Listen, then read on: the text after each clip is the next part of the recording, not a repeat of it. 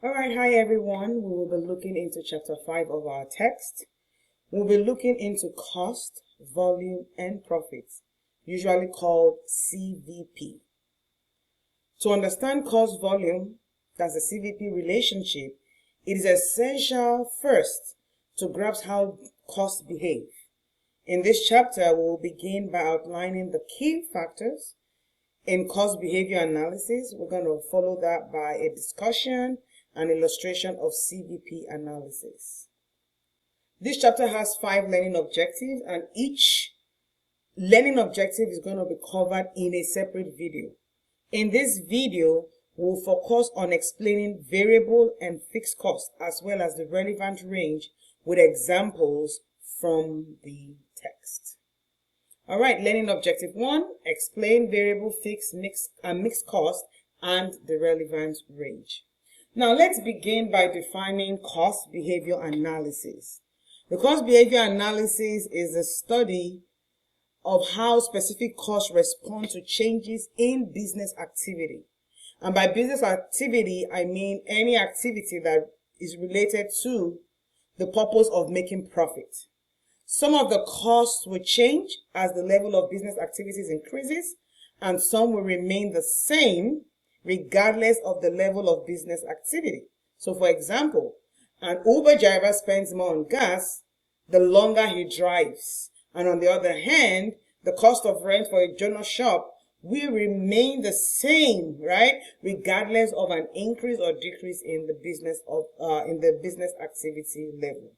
Thus, the knowledge of cost behavior helps management of all types of business entity, regardless, whatever, manufacturing, retail, service, right? It helps managers of all types of business entities plan operation and decide between alternative courses of action. And that's why it's really necessary for us to understand, cost behavior analysis, because it helps them in their decision making. Thus, the starting point in cost behavior analysis is measuring the key business activities. Now, these activity levels can be expressed in various ways, such as sales dollars in a retail company, the number of room occupancy in a hotel, production volume, the number of units produced, sales volume, the quantity of product or services that are sold. It can also be measured in hours worked or machine hours. A business or a company is allowed to use more than one activity level. So, for example, one company may decide to use direct labor hours or units of output for its manufacturing cost, and sales revenue or units of output for its selling expenses. Now, let's note that for an activity level to be useful in cost behavior analysis, changes in the activity level must be linked to changes in the cost. There has to be a correlation between my activity level and then the changes in the cost. So changes in activity level and changes in cost. There has to be a link between the two of them. The chosen activity level is known as the activity index or driver. The activity index here helps identify the specific activity that causes costs to change. By selecting the right activity index, companies can categorize cost behavior in response to changes in activity levels into 3 types. Okay, so we are categorizing our cost behavior in response to changing activity level into 3 different types, into variable, fixed, or mixed cost. And we're going to start with variable. Okay. All right. So what is a variable cost? A variable cost are costs that vary in total, directly, and proportionately with changes in the activity level. Okay. And I want us to take note of the word total and proportionately with changes in the activity level. So if the level of activity increases by 15%, the total variable cost will also increase by 15%.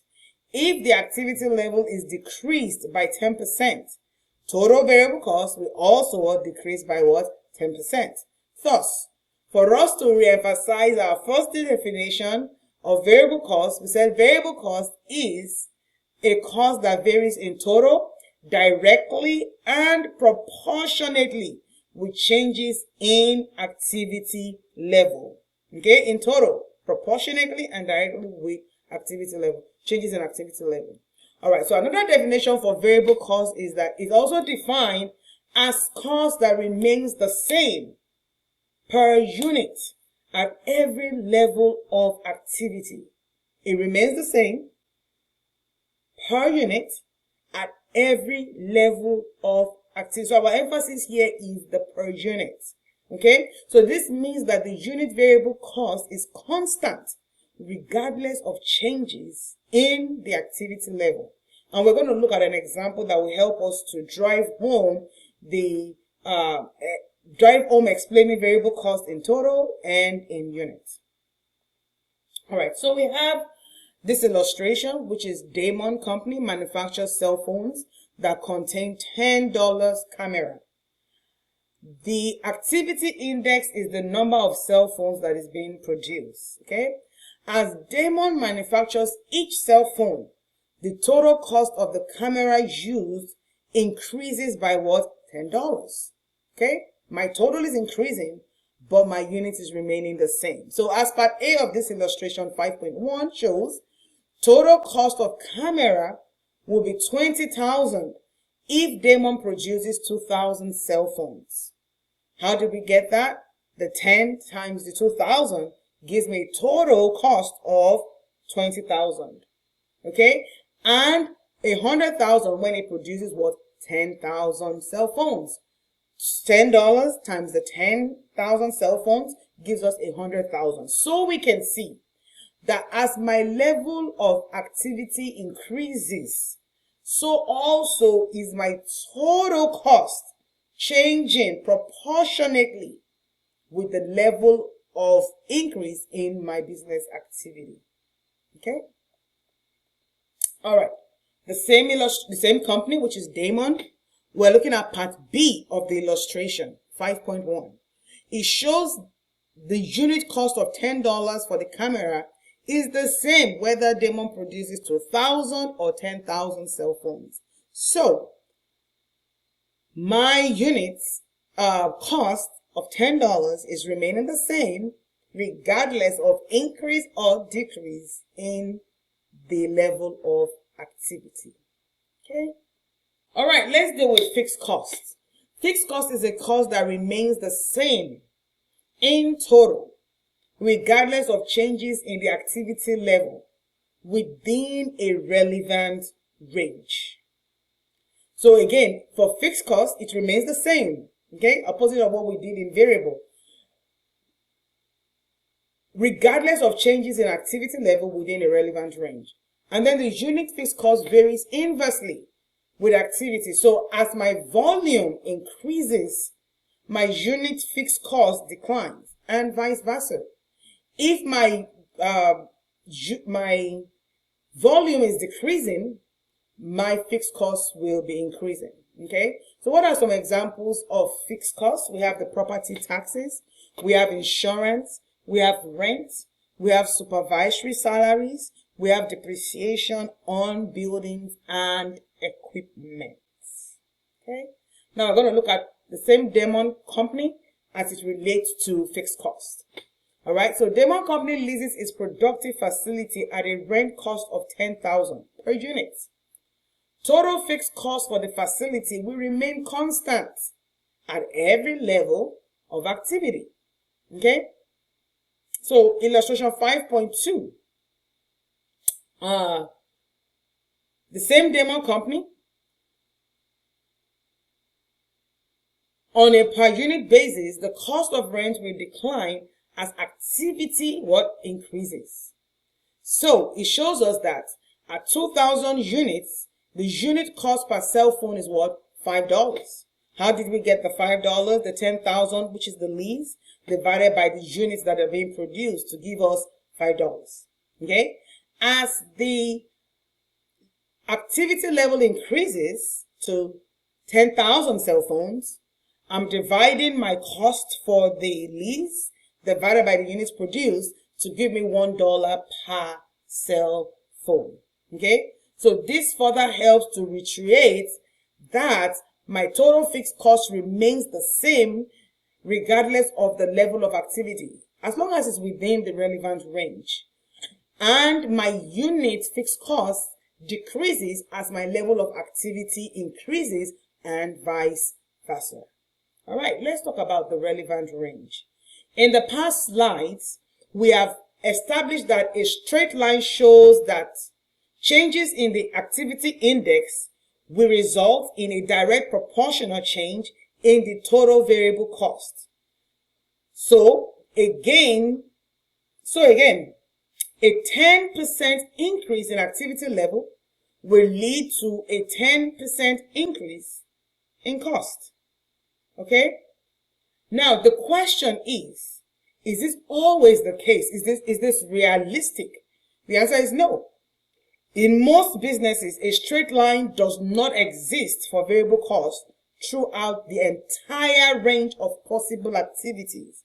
It's always true within the relevant range. So for example, an abnormally low level of activity, it may be impossible to be cost effective, and at an abnormally high level of activity, labor costs may increase sharply because of overtime pay for labor, or material costs could increase because of excessive spoilage that could be caused by tired workers. The same is also true for fixed costs. Fixed cost does not have to be a straight line relationship over the entire range of activity. For instance, if a company exceeds certain level of activity, it may have to add an additional warehouse to store a product. Thus, a relevant range, right, refers to the range of activities like sales within which a company's cost behavior, which is fixed and variable, is assumed to be accurate. Okay? It is a range of activities, again, we said like sales, within which a company's cost behavior is assumed to be accurate.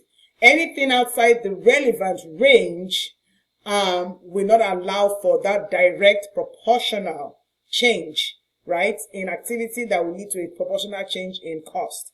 So it is important to note that although the linear relationship may not be completely realistic, the linear assumption produces useful data for CVP analysis as long as the level of activities remain within the relevant range. Okay, so even though this is not a realistic assumption, we're saying that the linear assumption, we are assuming that it's linear, helps us with our CVP analysis as long as it's within the relevant range.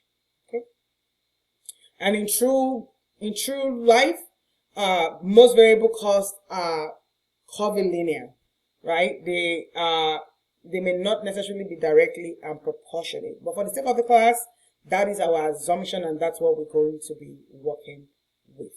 Okay, all right. Mixed cost. This is cost that has both variable cost and a fixed cost component. Okay, it's mixed with fixed and variable. The mixed cost changes in total, but is not proportionate with changes in the activity level. A very good example that always comes to my mind is your taxi. You take a taxi from the airport, maybe to your house. They will first charge you what we call a flat fee. That will be your fixed cost. And then they begin to charge you per mile. So that's a mixed cost because they're charging you fixed and then variable, which is per mile. Another good example is going to be your SDG, electricity bill. You are charged a flat fee first, okay? And then per use, you're going to be charged, right? Per how you use it. Another good example is the U-Haul. For those of us who have moved from one house to another and rented a U-Haul, there's the flat fee that you pay for just renting the car, and then you begin to pay per mile. So those are examples of mixed cost, and there's nothing much we can do with a mixed cost. We have to be able to separate it, and we're going to do that in the next learning objective. All right, for now, let's identify using Do It the types of cost. So Helena Company reports the following total cost at 2 levels of production. The question here says classify each cost as variable, fixed, or mixed. All right, so we have direct material. At 10,000 units, it's 20,000. At 20,000 units, it is 40,000. So that's a variable cost because it's changing proportionately with the changes in the level of activity. Then we have maintenance. At 10,000 units, it's 8,000. At 20,000 units, it is 10,000. Though it is changing with increase in level of activity, but it's not proportional. And so that is going to be a mixed cost. We have direct labor. At 10,000 units, it is 17,000. At 20,000 units, it is 34,000. So in this case, it is changing proportionately with the changes in level of activity, and thus it's going to be a variable cost. Our indirect material, 1,000 at 10,000 units, 20,000 at 2,000 units. It is changing proportionately, and thus is going to be a variable cost. Then we have depreciation. 4,000 units at 10,000 units. At 20,000 units, it remains the same. At 4,000 units, that's going to be a fixed cost. Again, our total fixed cost remains the same regardless of the level of activity. And then we have our utility. It's 3,000 and 5,000. And because it is changing, but not changing proportionately, it is termed a mixed cost. And lastly, we have rent. Rent is 6,000 at 10,000 units and 6,000 at 20,000 units. It's remaining the same regardless of the changes in the level of activity, and thus we term it as a fixed cost. Okay? We're going to go into brief exercises, and my suggestion, which will definitely work for you or be very helpful to you, is to answer these questions yourself first before moving on to see what the solutions are. Okay? That way you're able to grade yourself to see if you're doing the right thing. All right, so brief exercise 5.1, page 5-36. It says classify cost as variable, fixed, or mixed. Now, monthly production cost in Dilt's company for 2 levels of production are as follows. Indirect labor. Under 2,000 units, we have 10,000. And when it is 4,000 units, it is 20,000. For supervisory salary, 5,000 when it's 2,000 units, and 4,000 and 5,000 when it's 4,000 units. And then for my maintenance cost, it is 4,000 when it's 2,000 units, and 6,000 when it is 4,000 units. Now, what you need to do is to indicate which costs are variable, fixed, and mixed, and give reasons for your answer. So, pause the video and answer the questions, and then compare your results with, what the actual answers are. Now, for the brief exercise 5.1, do it 5.1. No, brief exercise 5.1. Indirect labor is a variable cost because it increases in total, right? Directly and proportionately with changes in the activity level. And the cost remains constant, okay? Number 2, supervisory salaries are fixed because it remains the same regardless of changes in the level of activity. And lastly, our maintenance cost is a mixed cost because it increases in total, but not proportionately with changes in the activity level. All right, let's go on to example 2, which is do it 5.1. You can find it on page 5-37. Now it says classify costs, the type of costs. Amanda Company reports the following total cost at 2 levels of production. We have our indirect labor, we have our property taxes, we have our direct labor, we have materials, depreciation, utilities, and maintenance. It wants us to classify each cost as variable, fixed, or mixed. Again, I want you to pause it, answer the question yourself, and then compare it with the answers that we have on the next slide. Now, example 2, solution. The variable cost there is going to be indirect labor, and direct material. Why? Because a change in the activity level led to a proportional and direct change in the cost. For fixed costs, we had property taxes and depreciation. Why are those? Because they remain the same regardless of the level of activity. And then we have mixed costs to be utilities and maintenance. Why? Because even though there was a change, it was not direct and proportional to the changes in level of activity. All right, this brings us to the end of learning objective 1. I'm going to see you in learning objective 2, where we're going to apply the high-low methods to determine the component of mixed costs. And I'll see you there. Thank you.